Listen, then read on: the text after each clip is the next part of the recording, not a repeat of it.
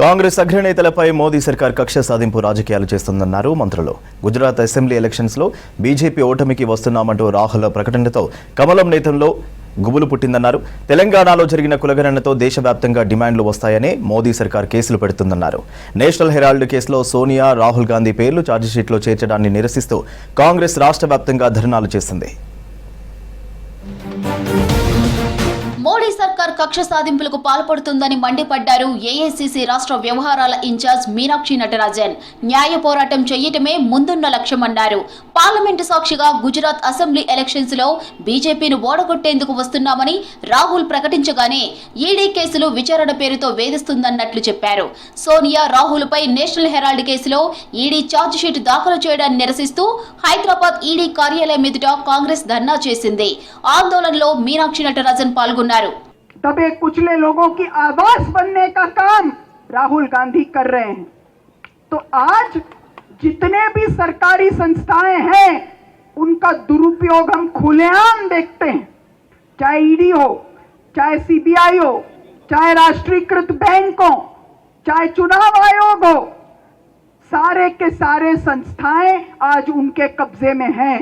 British సామ్రాజ్యానికి వ్యతిరేకంగా నిలబడి పోరాడిన కాంగ్రెస్ పార్టీ ఆఫ్టర్ ఆల్ బీజేపీకి భయపడి ఆగుతుందంటే పొరబడినట్లేనన్నారు డిప్యూటీ సీఎం బట్టి విక్రమార్క.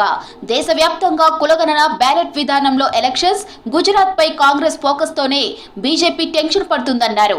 తెలంగాణలో జరిగిన కులగణన సర్వేతో దేశవ్యాప్తంగా డిమాండ్లు వస్తాయని మోదీ సర్కార్ వేధింపులకు పాల్పడుతోందని విమర్శించారు. రాహుల్ గాంధీ గారి ఒంట్లో పారుతున్నటువంటి రక్తం ఈ దేశం కోసం త్యాగాలు చేసినటువంటి వారి పూర్వీకులు చేసినటువంటి త్యాగాలు వారి ఒంట్లో రక్తంగా ఈరోజు ప్రవహిస్తాం. అటువంటి నాయకత్వం నుంచి వచ్చినటువంటి నాయకుడు రాహుల్ గాంధీ గారు ఆఫ్టర్ ఆల్ ఈ బీజేపీకి, ఈ ఈడీకి భయపడతారని పొరపాట్లు వాళ్ళు అనుకుంటే ఇది పొరపాటు అని చెప్పడం కోసమే ఈరోజు మనం ఇక్కడ కూర్చున్నాం. స్వాతంత్ర ఉద్యమంలో బీజేపీ ఎక్కడుందని ప్రశ్నించారు మంత్రి కొండా సురేఖ. ప్రశ్నిస్తే ఈడీ, ఐటీని పంపుతున్నారని ఫైర్ అయ్యారు. ఈడీపై పెట్టిన దృష్టి అభివృద్ధిపై పెడితే బాగుంటుందని మోదీకి సూచించారు కొండా సురేఖ. రాహుల్ గాంధీ గారు కూడా మరి అధికారంలో ఉన్నా కూడా కనీసం ఒక మంత్రి పదవి కూడా తీసుకోకుండా మరి ప్రజల కోసం పనిచేసినటువంటి వ్యక్తి ఈ రోజు కాశీ నుండి కన్యాకుమారి వరకు కూడా నడిచి మరి ఆ యొక్క భారత్ జోడో యాత్రలో ప్రజల సమస్యలను తెలుసుకొని ఈ రోజు మరి మోడీ ప్రభుత్వాన్ని వాటి గురించి ప్రశ్నిస్తా ఉంటే ఈ రోజు తట్టుకోలేనటువంటి పరిస్థితుల్లో మోడీ ఉన్నాడు. దేశంలో బీజేపీ ఫాసిస్ట్ పాలన నడుస్తోందన్నారు పీసీసీ చీఫ్ మహేష్ కుమార్ గౌడ్.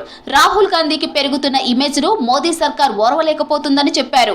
బీహార్ ఎన్నికల్లో ఓటమి భయంతోనే ఏఐసీసీ అగ్రనేతలపై అక్రమ కేసులు పెట్టారని ఫైర్ అయ్యారు.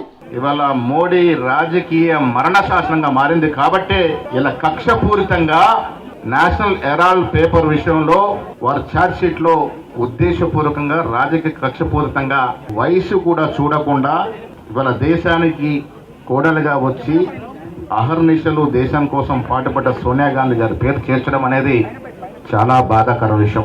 నేషనల్ హెరాల్డ్ కేసులో ఏఐసీసీ అగ్రనేతలు సోనియా, రాహుల్ గాంధీ పేర్లను ఛార్జ్ షీట్ లో చేర్చడాన్ని నిరసిస్తూ కాంగ్రెస్ రాష్ట్ర వ్యాప్తంగా ధర్నాలు చేసింది. ఈ సందర్భంగా కేంద్రం మోదీ దిష్టిబొమ్మలను దహనం చేసింది. కేంద్ర ప్రభుత్వం ఈడీ వైఖరికి వ్యతిరేకంగా నినాదాలు చేశారు కాంగ్రెస్ నేతలు.